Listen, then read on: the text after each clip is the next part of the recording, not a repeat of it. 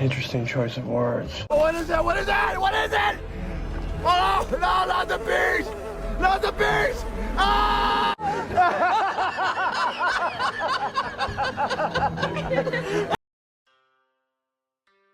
Nicolas Cage has over 135 movie credits to his name since 1982. This man is busy. No is not a word in his vocabulary when it comes to accepting movie roles. As we know, some are better than others. 2024 saw him have a resurgence starring in Longlegs, which everybody talks about, but he was in another horror movie that same year, and in my opinion, it's even better. Also starring Jaden Martell, no stranger to horror films himself, starring in It Chapter 1 and 2, as well as Mr. Harrigan's Phone. Let's take a look at Arcadian. There are those who believe they came after the pollution people caused. And they're here to cleanse the planet of the human race. This action-packed horror flick is set in a post-apocalyptic world. Nicolas Cage stars as the father of two teenage boys trying to survive and keep his family intact. This movie opens with Paul, played by Cage, scavenging in a storehouse while sounds of carnage are heard outside. Sirens, screams, and explosions.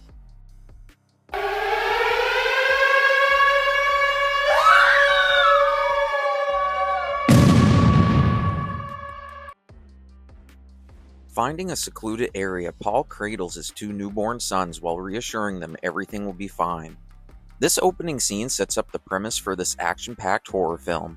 From the first few minutes of the movie, we know Paul is a dedicated father and will stop at nothing to protect his family. After this opening, we jump 15 years into the future, where we learn that a pandemic has wiped out the world's population along with the power grid and modern conveniences. Here we see Paul's twin boys, Joseph and Thomas, have matured into young teenagers who help their father around the homestead. As they try to eke out an existence on this run-down property, we get our first inkling of an idea of the horrors this family must contend with. Paul is very strict when ordering his children to protect the house. Weapons are placed throughout the house, and before nightfall, the windows and doors get boarded up. Thomas returns late one night from helping the Rose family, who live on an estate a couple miles away. But old Thomas isn't there purely for humanitarian reasons. The Rose's young daughter Charlotte has caught his eye. Once home, we realize he is much more of a risk-taker than his brother Joseph, who is more intellectual, always tinkering and trying to find ways to improve his family's situation. After dinner that night, loud bangs can be heard outside. This is heard 3 times. As something is trying to get into the house, but after the 3rd attempt, all is quiet. The next morning, we can see the damage as the ground shows deep gouges and the door has claw marks running down it. Joseph resumes work on a side-by-side, a project he has been working on to ease the chores of the family. Here we get to see just how much ingenuity he has. Showing his father what he has been working on, Paul shows him how to start the engine. Once this is done, the boys now have a quicker mode of transportation and something to help them carry wood. The brothers soon head out to collect wood to help reinforce the door. As the brothers begin to argue, Joseph informs Thomas that he's off to see Charlotte, and that he will meet him back at the same spot before sundown, so they can head back home together. Here's where the movie gets interesting. After Thomas collects the wood, he goes to the meeting spot to collect his brother, but Joseph never shows. At the same time, after bidding farewell to Charlotte, maybe just a little too late in the day, he begins to make his way home by running through the woods.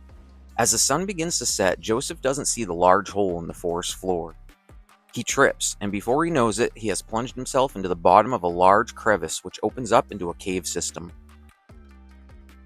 As Thomas arrives back home without his brother, Paul begins the dark journey into the forest to track down his missing son. After some searching, Paul is able to locate Joseph. Once he enters the cave system to rescue him, all hell breaks loose and we are introduced visually to the monsters for the first time.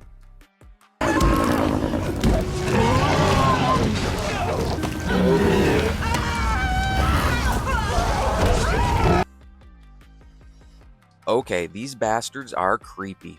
They are photophobic creatures, which means they are harmed by light. They only come out at dark and seem to live underground in tunnels and cave systems. Apparently, the world came to an end due to a nuclear blast or some other form of radiation, or just too much pollution. This is brought up briefly in the movie and the explanation stays vague. Some say the radiation created these monsters, while others think that they have always been there, and the fallout awoken them to bring carnage and chaos to the survivors. These nameless creatures are roughly human-sized carnivores and are extremely agile and violent. Their bodies are covered in dark gray fur. They have long, flexible arms with claws that can stretch to an insane level. They have long heads with a most unusual camouflage feature. From the rear, it looks almost humanoid, and red glowing eyes. Yeah, it's pretty damn creepy, but their actual heads are located under this, and they resemble that of a mutated dog with sharp teeth and large black eyes. When these fuckers attack, they rapidly move their head, creating a clacking sound coming from their jaws.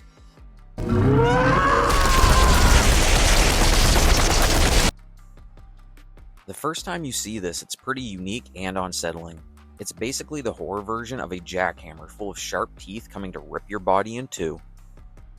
However, they don't eat with their mouths. No, that wouldn't be unsettling enough. Instead, their abdomen opens and they devour their prey that way. Great.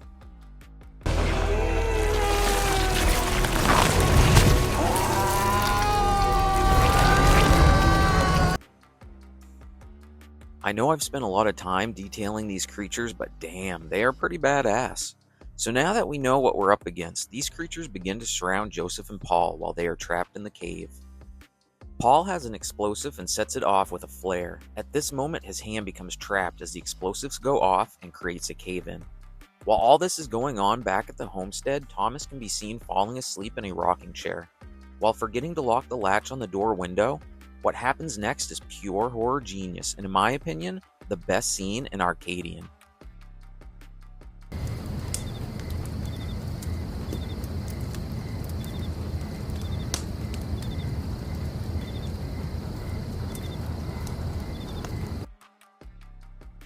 As one of the creatures sticks its claw through the opened hatch, we watch as it extending in the most unusual way, stretching over 6 feet in length to where Thomas is sitting. Next, it opens the door and makes its way to the unsuspecting boy. As he reaches his target, Thomas releases a rope, which drops a foldable metal cage onto the creature, trapping it, so he can study it later. This whole time, Thomas was very aware of each step, not latching the door window, faking sleep, and having the nerve to let this creature get to within inches of him. What a great scene, starting with the creature and its long claw all the way up to it being trapped. The next morning, Thomas makes his way off the property to try to track down his father and brother. He soon finds them and sees that Paul is badly injured. At this point, the brothers begin to bicker again on what the best course of action should be. Soon enough, Joseph convinces Thomas to take them to the Rose farm.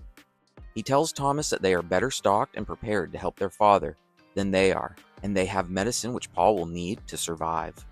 Thomas agrees, but you can tell in the back of his head he believes his brother is more preoccupied with being with Charlotte than he is concerned for the health of his father. Once they make it to the gate to the Rose farm, the Roses tell the boys they can't tend to their father, and they have no medicine to spare, but they will allow Joseph to stay with them. This causes the brothers to fight. Once broken up, Joseph stays and Thomas heads back to their house with his ailing father. Back at the Rose farm, Charlotte and Joseph spend some time together. But later that night, Charlotte catches Joseph taking medicine from the family to bring back to his father. Charlotte becomes upset, feeling Joseph was just using her to get to the medicine. Joseph convinces Charlotte not to rat him out and informs her he will be back for her once he can get his father on the mend. As Joseph makes his way to the farm gate, he is met with one of the farm hands and a shotgun. He is accused of stealing and chained up in a barn, apparently about to get his hand cut off.